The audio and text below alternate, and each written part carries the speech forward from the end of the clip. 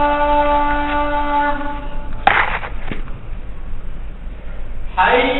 على الصلاة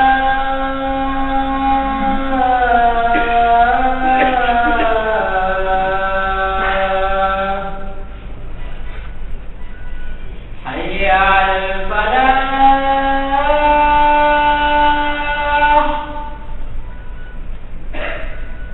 حي على الفلاح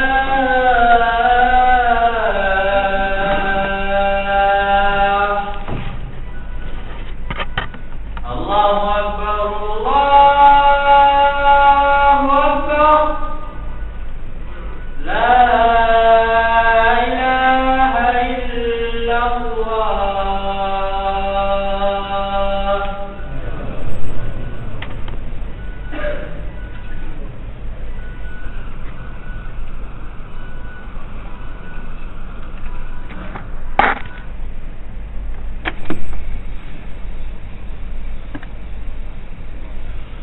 إن الحمد لله نحمده ونستعينه ونستغفره ونؤمن به ونتوكل عليه ونعوذ بالله من شرور أنفسنا ومن سيئات أعمالنا من يهده الله فلا مضل له ومن يضلل فلا هادي له.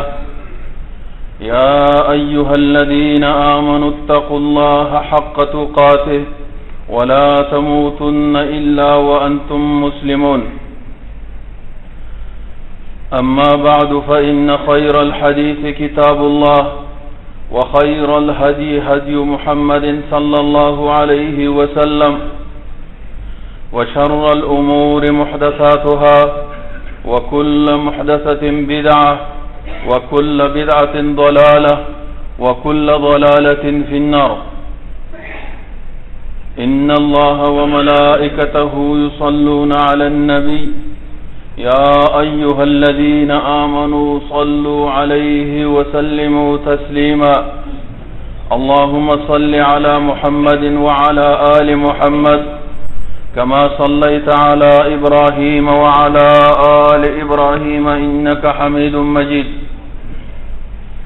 اللهم بارك على محمد وعلى آل محمد كما باركت على إبراهيم وعلى آل إبراهيم إنك حميد مجيد. درنو قدرمنو زمانگ اوساتنا ننئی موضوع الایمان بالله ده. تاسو ټول ته معلومات ده چې د ایمان شپږ ارکان دي. یا زمونږ استاد پښتانه یو بل اصطلاح باندې یادوي چې آمنت بالله ورته وایي. آمنت بالله وملائکته وکتبه ورسله واليوم الآخر والقدر خيره وشره من الله تعالى. آمنت بالله دا فهر مومن مسلمان فریضه ده، په دې باندې واجب او فرض دي چې دا یاد او ځان باید دې باندې پوهه کړي. ډېر خلک شته چې آمنت بالله په مقصد باندې نه پوهېږي او نه یاد ده آمنت بالله څه ته وایي. نورونو د ایمان شپږ ارکان. اولنې رکن ایمان بالله ده چې ته په الله جل جلاله باندې ایمان لري. دوهم رکن ایمان بالملائکه، په فرشتو باندې ملائکو باندې ایمان لرل چې الله دا چې مخلوق پیدا کړی دی، مخلوق نورانی چې فرشتي ورته وایي. دریم ایمان بالکتب، الله جل جلاله د اسمان نه ډیر کتابونه را لېږلي دي انبیاو باندې. هغه کتابونه چې رب کائنات د اسمان نه د جبرئیل په واسطه نازل کړي دي پیغمبرانو باندې، لکه تورات په موسی علیہ السلام، انجیل په عیسی علیہ السلام، قرآن په نبی علیہ الصلوۃ والسلام باندې. په دې باندې ایمان لرل چې دا حق کتابونه دي. څلورم ایمان بالرسل. الله جل جلاله انبیاء پیدا کړي دي، انبیاء خپل مخلوقات ته لېږلي. دا انبیاء ټول حق دین رسوله ده. کوم دین چې الله انبیاء ته لېږلی ده هغه انبیاء حق دین رسوله ده. پنځم ایمان بالآخره. آخرت باندې ایمان لرل. آخرت حق ده، بعث بعد الموت راځي. الله جل جلاله دا انسانان په دنیا کې ختمي وجني مړ کیږي او به ورځ راځي چې هغه ورځ کې بیا الله جل جلاله راژوندي کوي، الله ورسره حساب کتاب کوي. دې ته ویل شي ایمان بالآخره. شپږم ده ایمان بالقدر. تقدیر باندې ایمان لرل. انسان چې هر عمل کوي، که خیر عمل کوي که شر عمل کوي، دا د لیکل شوی دي. الله په تقدیر کې انسان ته هر څه لیکلي، خو د دې معنی دا نه ده چې الله لیکلي دي انسان داغه موافق دی. نه، الله جل جلاله د خپل علم کامله مطابق هر یو انسان باندې هغه عالم قادر دی، عالم دی چې دا انسان په خپل اختیار باندې دغه نیک کار کوي، دا انسان په خپل اختیار باندې دا بد کار کوي، غلط کار وکړي. الله جل جلاله غلط کار د مؤمنان منع کړي، نیک کار باندې او ته امر کړی دی. دا انسان چې په خپل اختیار غلط کار کوي، استاد په خپل اختیار باندې جمعه مانځه ته راغلی، نو الله جل جلاله تاسو ته لیکلی چې دغه سړی دغه انسان په فلاني ټیم باندې فلاني ورځ فلاني جمعات کې دغه ټیم باندې مانځه ته حاضرېږي. نو الله جل جلاله د خپل علم کامله مطابق چې دا انسان باندې ته دا کار کوي په خپل اختیار نه هغه موافق یو ته ولیکل. دې ته ویل شي ایمان بالقدر. زمونږ استاد اولنې موضوع اولنې رکن چې هغې ته ویل شي ایمان بالله. دا د دې ټولو نه ټول مهم دي، خو اولنې رکن دی الله جل جلاله په صحیح معنی باندې پیژاندل، پوره یقین او ایمان لرل چې رب العالمین متفرد دی، هغه سره شریک په ذات کې، په صفاتو کې، په اسماو کې نشته. هر قسم عبادت چې نوم عبادت دا خاص رب العالمین لره دی. الله سره په عبادت کې څوک هم شریک نشته. الله خالق رازق دی. دې ته ویل شي ایمان بالله. زمونږ استاد امام حضرت امام ابو حنیفه رحمت الله علیه هغه په خپل معزز کتاب کې الفقه الاکبر کې دا مسله اولنۍ مسله دا بیانوي. امام ابو حنیفه رحمت الله علیه دا د اهل سنت والجماعت امام دی، زمونږ استاد امام. او متاسفانه ډیر خلک د امام صاحب د مذهب دعوه کوي، خو لیکن د امام صاحب په عقیده باندې نه دي.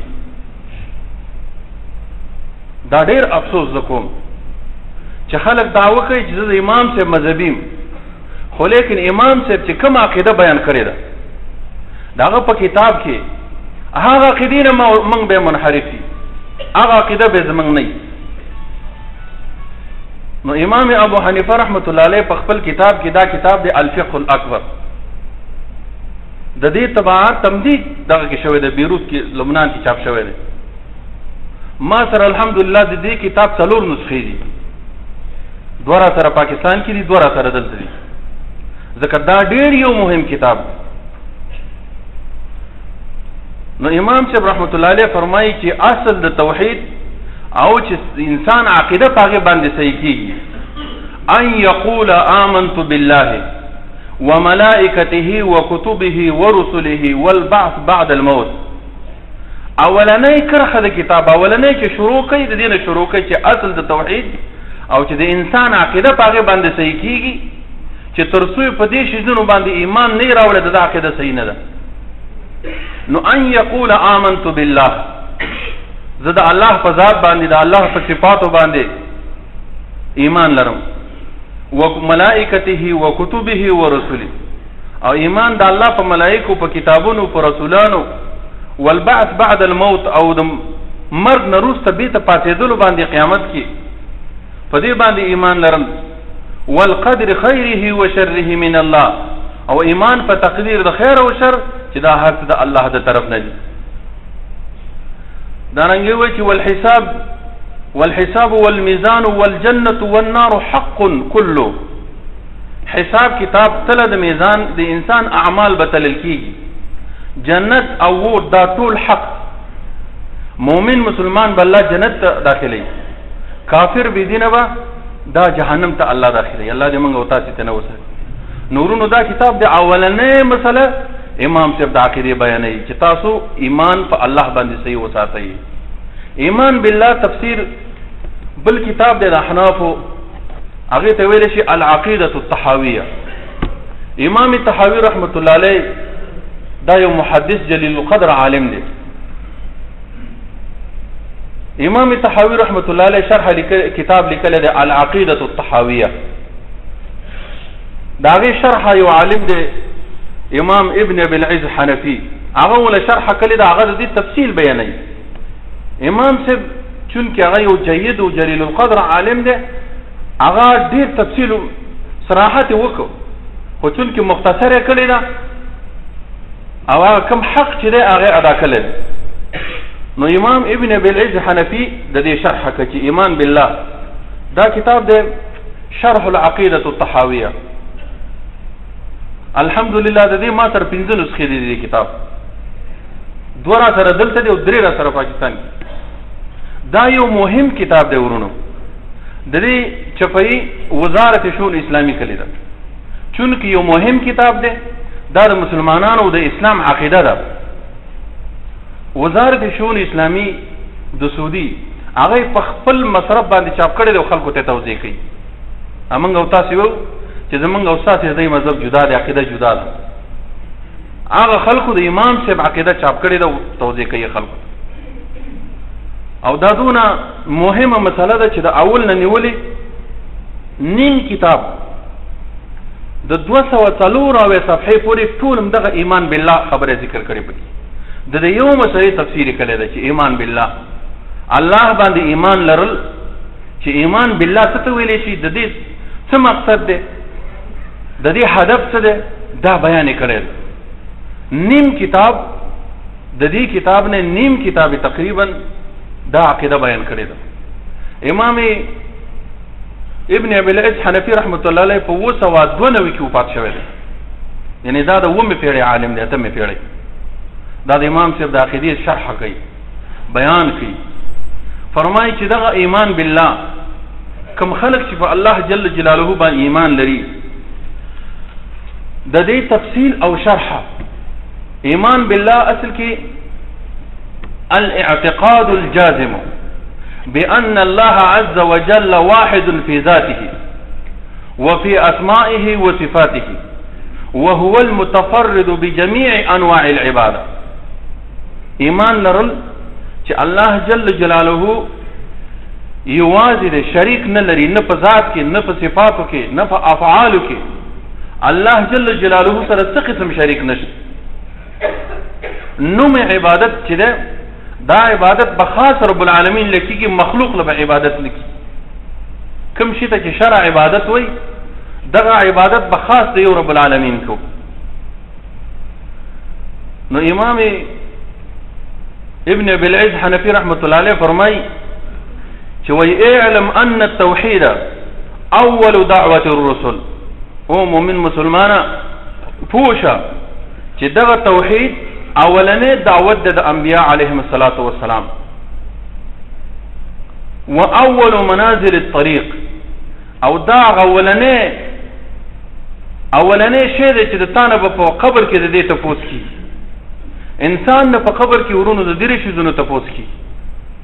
من ربک، رب دې څوک، ما دینک، دین دې څه دی، او من نبیک، پیغمبر دې څوک. د دې درې شیزونو تپوس په قبر کېږي. اولنې تپوس د توحید کېږي. کله چې انسان عقیده درست صحیح الله جل جلاله په حقیقي معنی باندې پیژاندلې، هغه به ورته وایي چې ربي الله، رب زما الله. نو اولنې تپوس اولنې دعوت چې پیغمبر راځي دا د توحید دعوت بیانوي.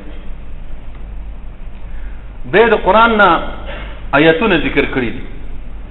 لقد ارسلنا نوحا الى قومه فقال يا قوم اعبدوا الله ما لكم من اله غيره اني اخاف عليكم عذاب يوم عظيم. الله وی یقینا ما حضرت نوح علیہ الصلوۃ والسلام لګلو خپل قوم ته. فقال يا قوم اعبدوا الله. حضرت نوح خپل قوم ته ویل چې او قومه یوازې تاسو د رب العالمین عبادت وکړئ، یوازې د الله عبادت کوئ، د مخلوق عبادت مکوئ. ما لكم من اله غیره. تاسو د فار بل معبود برحق سوا د رب العالمین نه بل څوک نشته. حق معبود دا یو الله جل جلاله دی. نو د حضرت نوح علیہ الصلوۃ والسلام قوم به څه ویله؟ د نوح علیہ الصلوۃ والسلام په جواب کې هغه سورۃ نوح کې راځي وقالوا لا تذرن آلهتکم. هغه به جواب کې ویل وګوره فهم کوئ د حضرت نوح د وجه نه وګوره تاسو خپل باباګان الیا مپرېږئ. تاسو پلرونو نیکونو چې د کوم باباګانو عبادت کړو دا نه پاتې دي. وقالوا لا تذرن آلهتکم ولا تذرن ودا ولا سواعا ولا يغوث ويعوق ونسرا. دا یو څو الهو خدایانو داغه عبادت وکاو.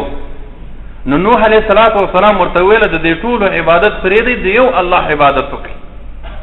نو هغه بخپل من کې وصیت کوي چې ګوره پام کوه وروره د استاد پلارو نیکه چې کوم عبادت دې کومه طریقه ده دا نه پاتې نشي. داغه نرسته حضرت هود علیہ الصلوۃ والسلام راضی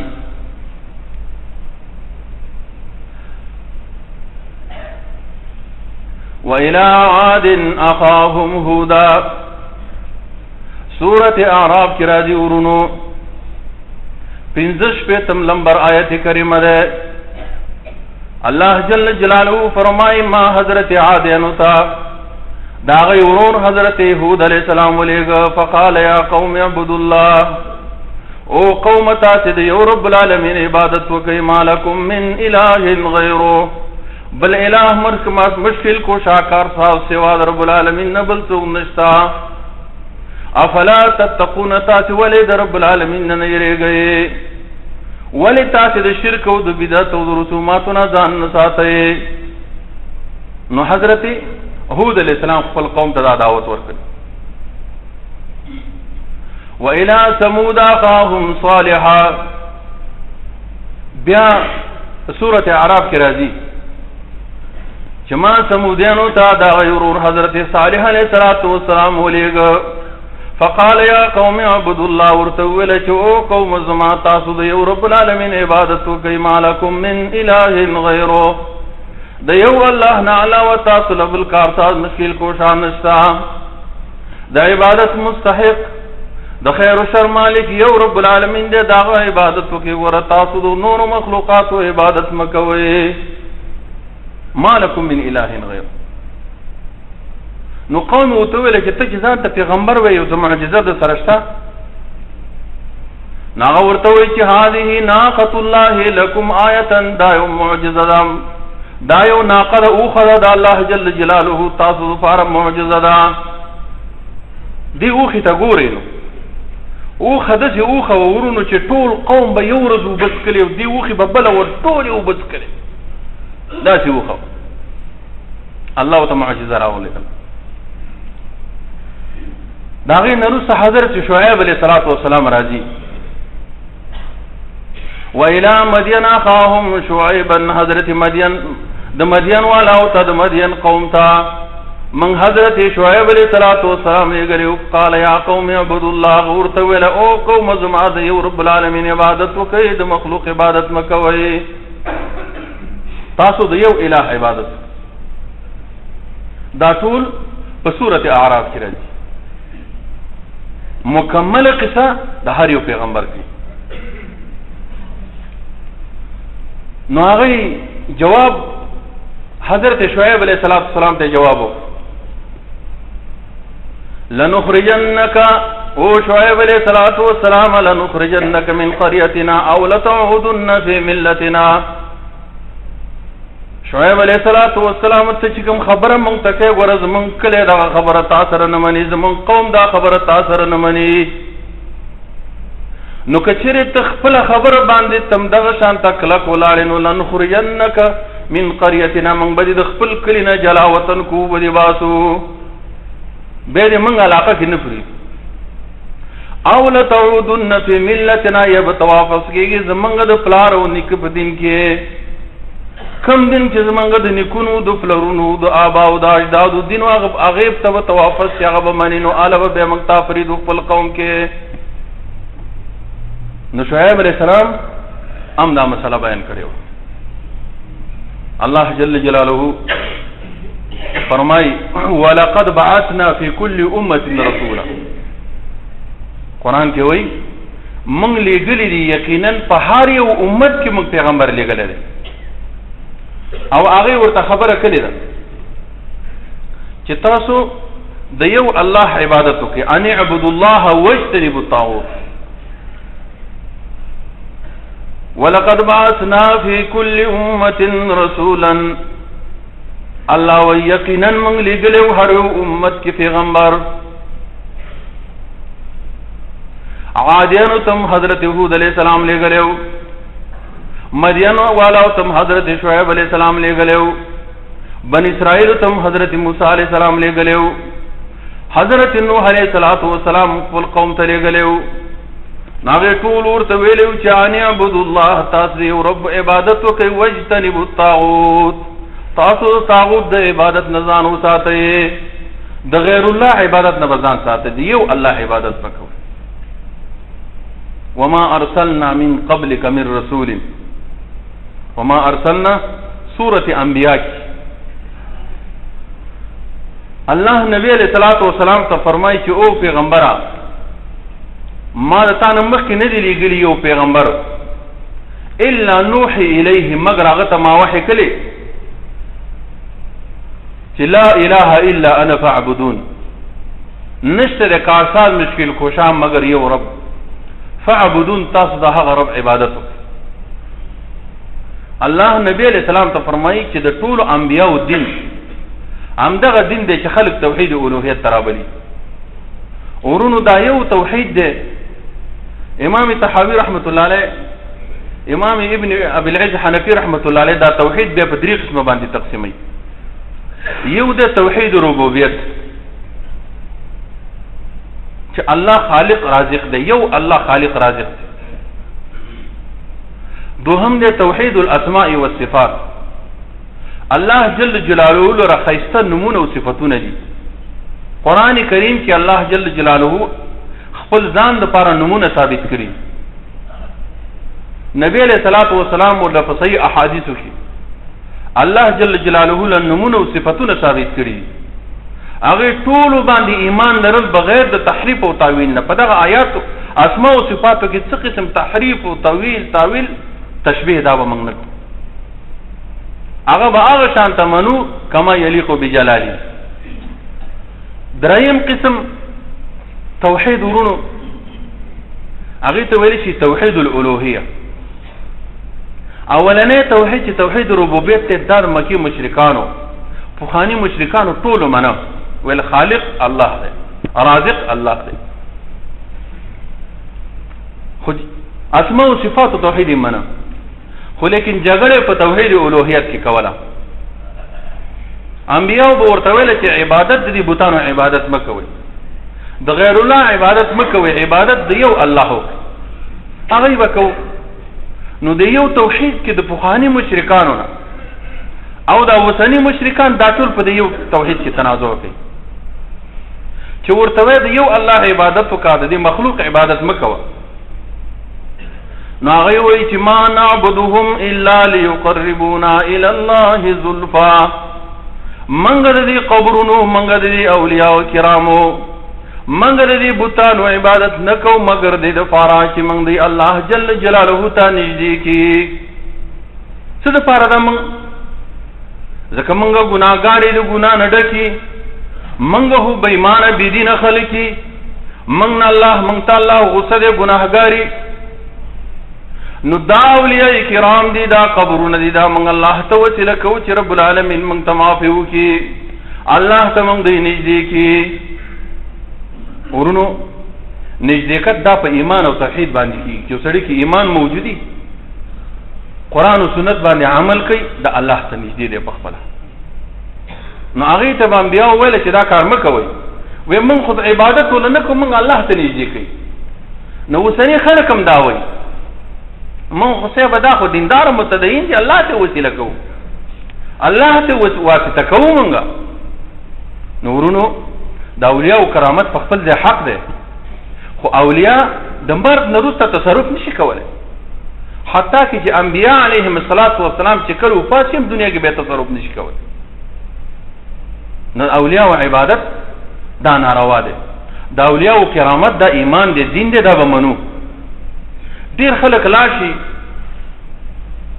زیارت لور شي وای تا ځه الله ته وسیله کوم یو وای چې موږ الله ته دا وسیله کوو ورونو زیارت ته تک صحیح دی خو په مسنون طریقه باندې کومه طریقه چې د صحابهونو منقول ده ورځي به زیارت ته سفر ناروا دی سفر به نه کې خپله مقبره ده خلک پکې وفات شوي دي ورشه دعاګانې ورته وکړه یا الله دا خلک وفات شوي دي تاله درغلي دي سبا زما هم دا حالت الله دې ته ګناهونه معاف کړي درجې بلندې کړي عذاب قبر نه وساتې الله ما په ایمان او توحید باندې مضبوط کړي خو لیکن چې یو سړی ورځي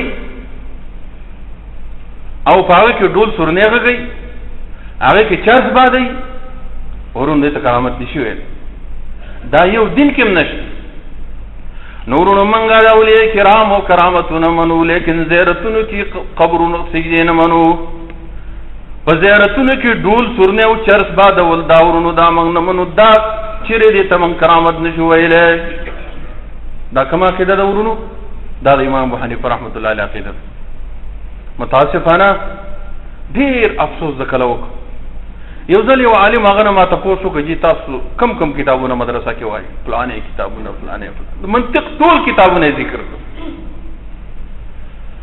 خبروره د قرآن و سنت نه پکې چې شی وی که نه وی عقیده تحاویه د سره شته که نه شته والله که راسره 300 طالبان لري په مدرسه کې عقیده تحاویه ورسره نشته فقه اکبر د امام حنیفه رحمت الله علیه ورسره نشته کوم عقیده چې امام چې بیان کړی د هغې نه دی خبر سره کتاب هم نه دی لیدلی نو خوا به عقیده څه د امام صاحب عقیده وساتي نو که یو سړی کله بیا ورته د امام صاحب عقیده بیانوي وایي ورونو وګوره دا د مذهب نه وتلی ډېر زیات افسوس نورونو دا د عقیده تحاویه او دا ټول آیتونه د ذکر کړي بیا فرمایي چې اولنی چې انسان په اسلام کې داخلېږي همدغه توحید باندې داخلېږي چې د توحید کلمه ویلې نه هغه مسلمان نشي جوړېدلی نبی علیہ الصلوۃ والسلام مبارک حدیث ذکر کړي امرت ان اقاتل الناس حتى يشهدوا ان لا اله الا الله نبی علیہ السلام وایي چې ما ته امر شوی چې زه خلکو سره تر هغه وخته پورې قتال وکم وجنګېږم جهاد ورسره وکم حتی یشهدوا ان لا اله الا الله تر څو چې کلمه شهادت باندې هغه اقرار ونه کړي ایمان رانوړي او دا ونه وایي چې اشهد ان لا اله الا الله واشهد ان محمدا عبده ورسوله دا د شهادت کلمه ونه وایي نبی علیہ السلام وایي دا هغه خلکو سره به تر هغه وخته پورې د جنګېږم چې د شهادت کلمې نه وي نو وایي چې همدغه توحید دی اول به سړی په اسلام کې داخلېږي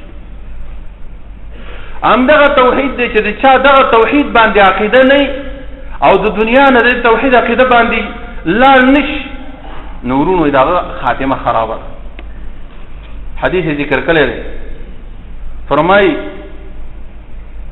چې من کان آخر کلامه لا اله الا الله دخل الجنه د چا چې اخرنۍ کلمه اخرنۍ خبره دا شي چې لا اله الا الله کارساز مشکل کوشا د عبادت مستحق یو رب العالمین دی نو دخل الجنه هغه جنت ته داخلي دی وجنه ټول مسلمانانو علما فقها لیکي چې ګوره تاسې کوم سړي باندې پوه شئ چې دا مرګ ته نږدې شو نو د شهادت کلمه ورته وی چې اشهد الله اله الا الله واشهد ان محمد رسول الله، چې د دنیا نه مؤمن مسلمان لاړ شي. دا ورونو دین دی، دا عقیده ده زمونږه. الحمدلله موږ په دې فخر کوو چې موږ ته الله هغه عقیده نصیب کړې ده، کومه عقیده چې امام ابو حنیفه رحمت الله علیه، کومه عقیده د سلف صالحین وه. دغه عقیده ورونو ګوره د څلورو امامانو عقیده ځان له امام صاحب عقیده نه ده. اعتقادي مسایلو کې، اصولي مسایلو کې ائمه اربعه دا ټول متفق دي. د دې ټولو یو عقیده ده ما چې کوم تاسو ته بیان کړل، ټول په دې عقیده باندې. قرآن عظیم شان موږ او تاسو چې کله 5 وخت مونځ کوو، نو مانځه کې موږ او تاسو ته نبی علیہ الصلوۃ والسلام یو صورت مختص کړی دی چې دا به تاسو خامخا په مانځه کې وایي. دا صورت به تاسو خامخا په مانځه کې وایي. دغه صورت سورۃ فاتحه ده. الحمدلله چې موږ او تاسو وته په دې الحمدلله کې دا درې وړه توحید موجود دي. الحمدلله ټول ثنا او صفت الله لري. رب العالمین چې هغه رب دی د ټول عالم. رب العالمین کی توحید ربوبیت. الرحمن الرحیم دا چې الله چې رحم والا دی، عام رحمت والا دی په دنیا کې، په مؤمن کافر، په ټول حیوانات او زندسر زیروح کانو بوټو خاورو ټول باندې الله رحم کوي. الرحیم رحیم دی آخرت کې صرف په مؤمن باندې، په کافر باندې نه. دې ته ویل شي توحید اسماء او صفات. الله جل جلاله له نوم ثابت کړ، یو پکې رب دی، بل رحمان دی، بل رحیم دی. نو که سره نوم دی عبد الرب، دا دیني نوم دی د الله بنده. عبد الرحمن، عبد الرحیم، دا توحید اسماء او صفات. مالک یوم الدین بادشاہ دی د ورځې د جزا. دې کې د الله لوی ده. مالک، عبد المالک نوم یو سړی دی، نو دا الله نمونه دي، صفاتونه دي. بیا هغې نه وروسته توحید الوهیت بیانوي. ایاک نعبد و ایاک نستعین، یا الله مونږ خاص تا عبادت کوو، د مخلوق عبادت نه کوو. و ایاک نستعین، یا الله مونږ خاص تا نه امداد غواړو، د مخلوق نه چیرې امداد نه غواړو مونږه. دې ته ویلی شي توحید الالوهیه. یا الله کله چې ټول ثنا او صفت قابل ته، یا الله رب العالمین ته، رحمان الرحیم ته، د قیامت د ورځې بادشاہ همدا ته. نو ایاک نعبد و ایاک نستعین، یا الله د هر قسم عبادت مستحق ته، موږ ستا عبادت کوو، د مخلوق عبادت نه کوو. و ایاک نستعین، یا الله هر قسم امداد او کومک موږ د تا نه غواړو، مخلوق نه نه غواړو. ما فوق الاسباب. انسان په خوخیږي आवाज وکړي یا الله خیر، ګاړه ټکر کیږي आवाज وکړي یا الله خیر، مشکل ته پیخیږي یا الله خیر आवाज وکړي، یا الله را مدد شي، الله را ورسي. دا د دین عقیده. نو دا درې وانه توحید دا په سورۃ فاتحه کې موجود دي. نو ځکه ورونو موږ او تاسو ته 5 وخت مانځه کې د دې تعین وکړو، ځکه دا یو مهم سورۃ دی. دا درې قسمه توحید دغه عقیده چې د اسلام د دا باغ کې موجوده ده. بارك الله لي ولكم في القرآن العظيم ونفعني وإياكم بالآيات والذكر الحكيم إنه تعالى جواد كريم ملك بر ورب رؤوف رحيم.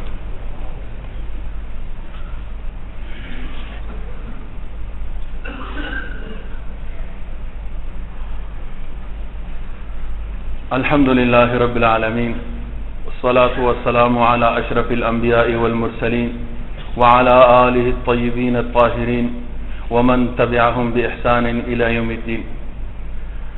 یا الله په موږ باندې خپل فضل او رحم وکړي. الله زمونږ عقیده نصیب کړي کومه چې د امام ابو حنیفه رحمت الله علیه عقیده وه.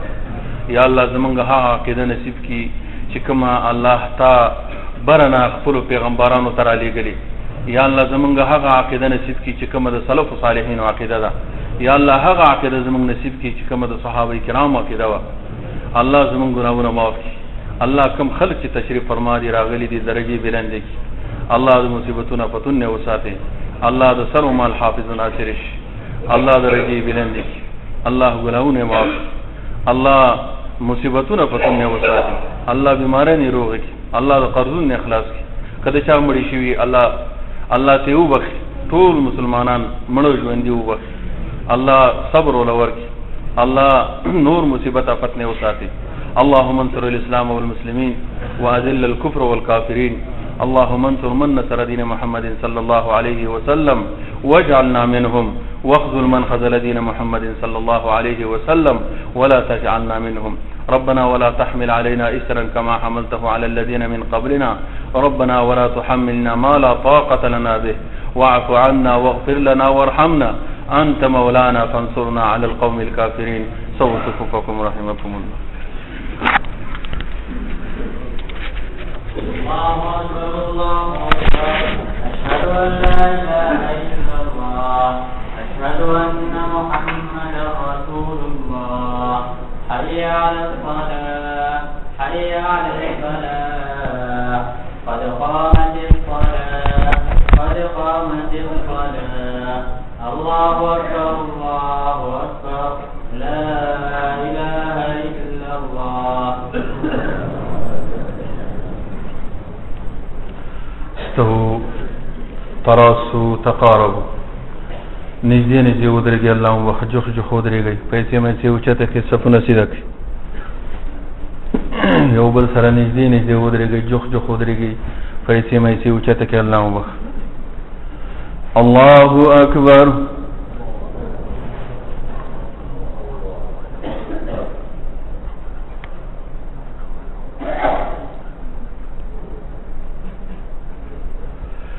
الحمد لله رب العالمين الرحمن الرحيم مالك يوم الدين إياك نعبد وإياك نستعين اهدنا الصراط المستقيم صراط الذين أنعمت عليهم غير المغضوب عليهم ولا الضالين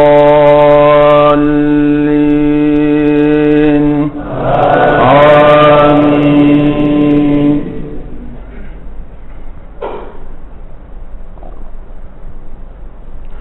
ونادى أصحاب الجنة أصحاب النار أن قد وجدنا ما وعدنا ربنا حقا فهل وجدتم ما وعد ربكم حقا قالوا نعم فأذن مؤذن بينهم اللعنة الله على الظالمين الذين يصدون عن سبيل الله ويبغونها عوجا وهم بالآخرة كافرون وبينهما حجاب وعلى الأعراف رجال يعرفون كلا بسيماهم ونادوا أصحاب الجنة أن سلام عليكم لم يدخلوها وهم يطمعون.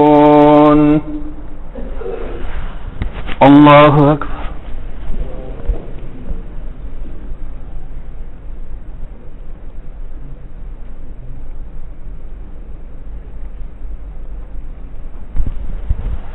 سمع الله لمن حمده.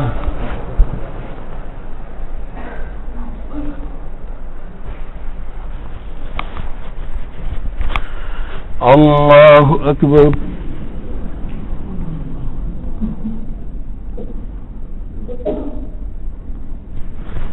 الله أكبر.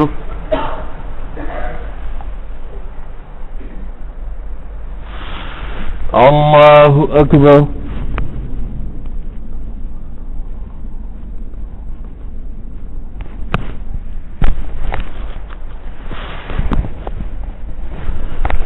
الله أكبر. الحمد لله رب العالمين الرحمن الرحيم مالك يوم الدين إياك نعبد وإياك نستعين اهدنا الصراط المستقيم صراط الذين أنعمت عليهم غير المغضوب عليهم ولا الضالين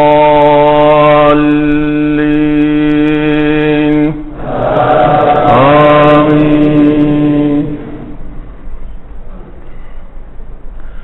ونادى أصحاب الأعراف رجالا يعرفونهم بسيماهم قالوا ما أغنى عنكم جمعكم وما كنتم تستكبرون أهؤلاء الذين أقسمتم لا ينالهم الله برحمة ادخلوا الجنة لا خوف عليكم ولا أنتم تحزنون. ونادى أصحاب النار أصحاب الجنة أن أفيضوا علينا من الماء أو مما رزقكم الله قالوا إن الله حرمهما على الكافرين. الله أكبر.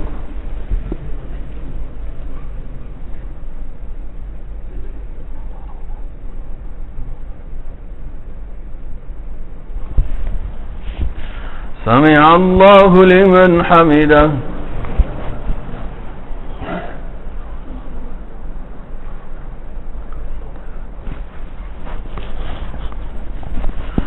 الله أكبر.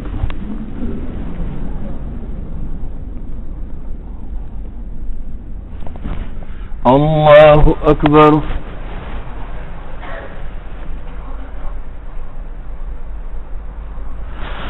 الله أكبر.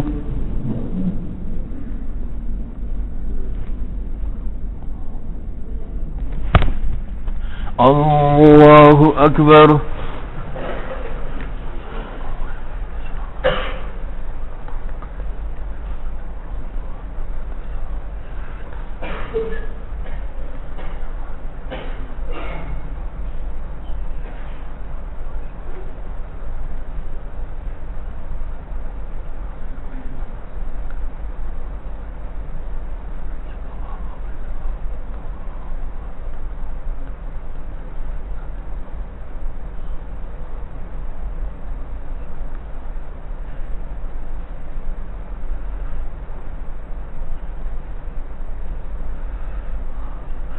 السلام عليكم ورحمة الله.